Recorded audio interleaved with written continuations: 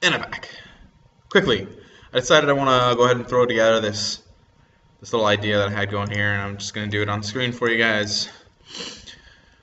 So what we're going to be doing is we're going to be taking this crafting table, and I want to change its mesh renderer's color to match the color of this little guy right here, who's our blueprint. So the first thing we're going to do is we're going to tag this blueprint. Got to make a new tag for it. Name you blueprint, not bluey print, but blueprint. Go ahead and throw that on here. And we're going to go into our crafting table. We got to make sure it's the right one though, because we have two different crafting tables. We have the crafting table and then the craft table. The craft table is the one we're actually going to do the work on, and also the mesh that we're actually going to want to change. So we're going to add a component here, new script, C#, we'll call it table color changer. Now let's go in here. This is going to be really easy. It's going to be a very short script. I'm just going to throw this together and show you guys real quick how to do it. First thing we want to do is make the public game object blueprint. And then we'll take this blueprint and we'll do a public object so we can access it from our inspector, and then we can drag and drop it right in there. We're going to attach this to our table color. And then so an update, all we're going to do is we're going to say if blueprint is null. So if it no longer exists, actually, sorry, the first thing we're going to do is we're going to need a reference to the blueprint's color. So we're going to say, we'll make this one private. Private material blueprint color. In start, we're going to say blueprint color equals blueprint dot get component renderer dot material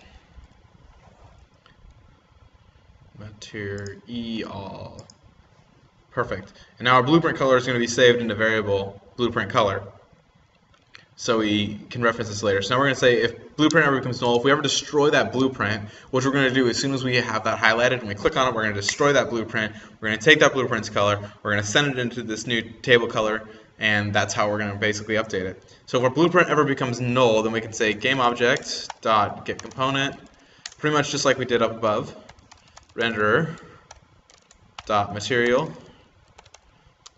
equals blueprint color. Just like that. And then one thing also we're going to have to do is over in our item interaction, where we interact with all of our items, we're going to need to throw in a new if statement here. If we highlight over blueprint, I think that's what we tagged it. Let's check real quick. Sorry, I'm not even in mono, so you guys have no idea what's going on in here. Hop back into mono. Let me show you real quick. So we created this table color changer script, and we made a reference to the actual blueprint object itself, which we'll be assigning to it in the inspector. We have the actual material that will be, this is just an empty material that we're assigning. Once this thing gets created, we're just going to assign this blueprint color equal to whatever blueprint we set up in our inspector. We're going to grab that thing's material by accessing the renderer component of blueprint. And then as soon as we have blueprint highlighted by our mouse, we click it, it's going to destroy it. Blueprint's going to get turned to null because it's no longer going to exist. And then we're going to take our current game object, which is our crafting table. We're going to get its component, its renderer component, and we're going to access its material, and we're going to set its material equal to blueprint colors material. So it should just essentially turn it blue. So now what we have to do is we have to go back into our item interaction, which literally lets us interact with different items, and we have to set up for blueprint. So if it's tagged blueprint, then what we're going to do is, okay, we'll add a particle system to it, so that'll be fine. And if input, I can mouse button down 0. So if we click while it's highlighted, we can destroy it. Destroy c.gameObject. And now that'll destroy our blueprint. Now that that's all set up, oh, one thing we're also going to do is on trigger exit, because we need to be able to turn off that particle system. We can delete all this other stuff because you don't have to worry about mass interactions if we're exiting out of the trigger. Mission equals false. So now let's hop back into Unity real quick. Probably get a few errors here because things aren't set up properly. Okay, I guess not. Alright, so we go to our crafting table. We want to access our blueprint object, which is probably pretty easier to pull out of our hierarchy. Maybe not. Okay, there's blueprints, tagged blueprint, perfect, perfect, everything's good. So we want to take this blueprint, we want to drag and drop it right into here. Let's find this blueprint real quick. Make sure that it's colored blue. Yes, it is. That's good. We're going to need to add a quick little particle effect onto it. Otherwise, we'll get a little error. It won't matter, the error. It won't shut us down, but it's good just to have this thing fixed. Change its shape to a box. Set its speed to 0 so it's not going all crazy. Move down its size by quite a bit. Maybe we can give it a little speed, maybe like 0.1. No, it's still way too fast. 0.001.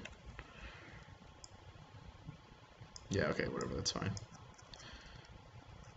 Okay, we need to make sure that this is a trigger. Turn that on. Now we should be good to go.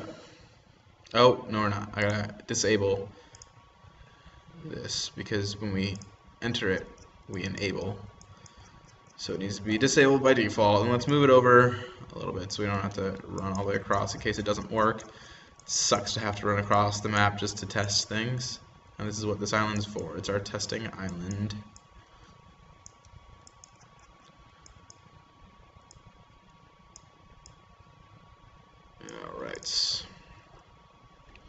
Alright, our table is white currently.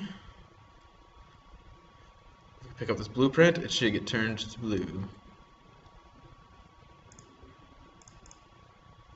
And it did. Voila. And now I have a blue table. One thing you guys probably didn't notice though is that this thing was actually was emitting, but it's such a small amount. Oh, and even more so, I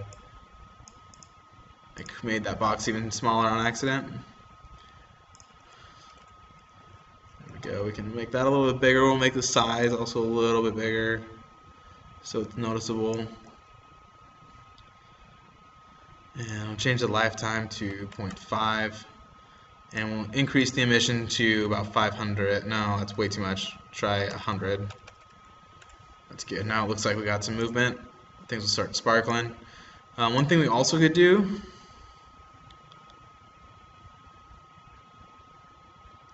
is we could get it to float upward a little bit, which might be nice. We change its velocity. That's not going to do it.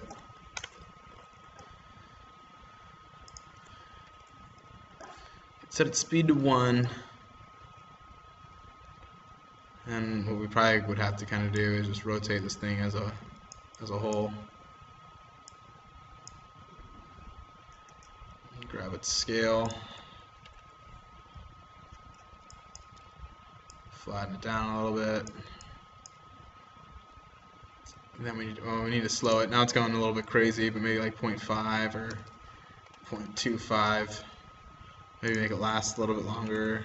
About 1. 0.15. Bring down its size just a little bit. That just screams, click me, doesn't it? I think it does.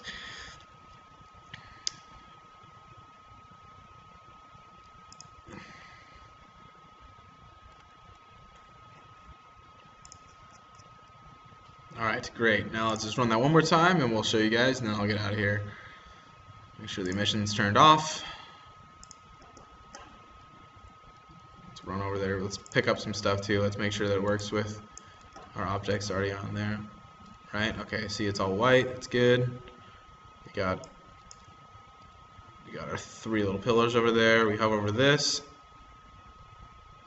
It's enabling the emission. It's very small and it's pretty hard to see, but we can pause it and then you can really kind of see it is happening. I'm not making it up. It's actually happening. So once that looks active, we click it. There we go. Turn blue. Let's run over there and let's interact with it one more time. Let's make sure everything still stays good. It's all good. All good. All good. We exit out. It stays blue. Blueprint is enabled. And there you go. That's it. That's all it is. If you want to, that's all you got to do to copy a material's color and integrate it into another material and copy its color. Just make sure you have a pointer to that object and make sure you have certain conditional statements that are going to cause it to happen when you want it to. All right. So that's that. The next little rendition of our game. As always, if you have any questions, feel free to send me an email, send me a message on Twitch, send me a comment on the YouTube channels. Just let me know. I am here to help you guys out. Alright, thanks again for watching, and have a good rest of your day.